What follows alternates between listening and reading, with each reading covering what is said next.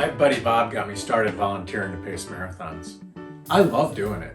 You meet so many fascinating people, you get to help others achieve their goals, and you often get to run the marathon for free. In 2017, while pacing the Lincoln Marathon, I met a runner who was in his 70s, and he was completing his second journey to run 50 marathons in 50 states. He was energetic, positive, and running strong. He told me that he often gets asked, "How long do you plan to keep running?" And then with a big grin, he added that he usually replies, "I don't know, because I don't know how long I'm gonna live." He planned to keep running until he died and was always looking forward to his next race. The Lincoln was my 18th marathon. I also completed a handful of 50Ks and a couple of 50 milers. I had run enough miles to know I was going to stick with it, so I immediately adopted his outlook. And now that I'm well crossed over the Brimley cocoon line, 18,530 days old, I find myself embracing that belief so deeply, it's become more of a personal creed or tenet.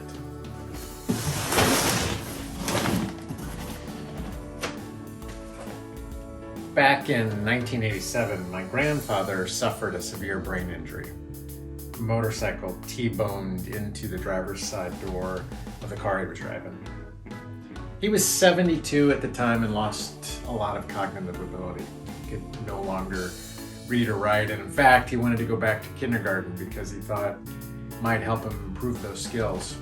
He spent hours up in his office copying words out of a dictionary, convinced he could retrain his mind to read and write again.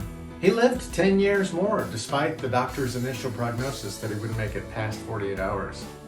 He planted sunflowers and even a tree that would grow big enough to give him shade in his backyard. He's my real-life proof of Audrey Hepburn's quote, "To plant a garden is to believe in tomorrow." He had a strong belief in tomorrow. When Jim Collins asked Peter Drucker which of his 26 books he was most proud of, Drucker, who was 86 at the time, replied, "The next one." Drucker wrote 10 more books. His constant eye on the future reminds me of my grandfather.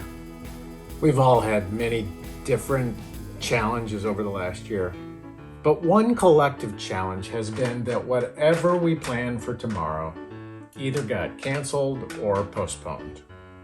I'm sure that's why sourdough starters got created, gardens got planted, and home improvement projects boomed. We all needed new beliefs in tomorrow.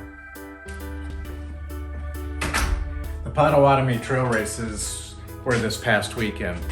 They have 6 different distances to run: 10 miles, 30 miles, 50, 100, 150, and 200.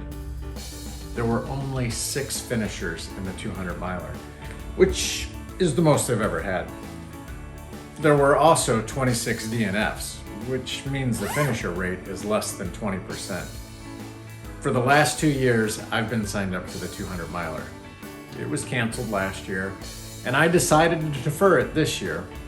At this point, my next race is Potawatomi 200 2022.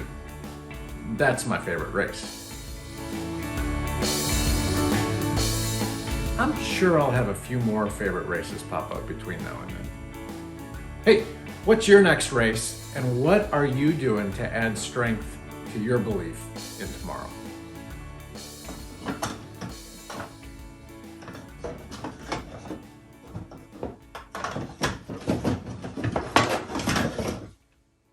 This was one of my favorites.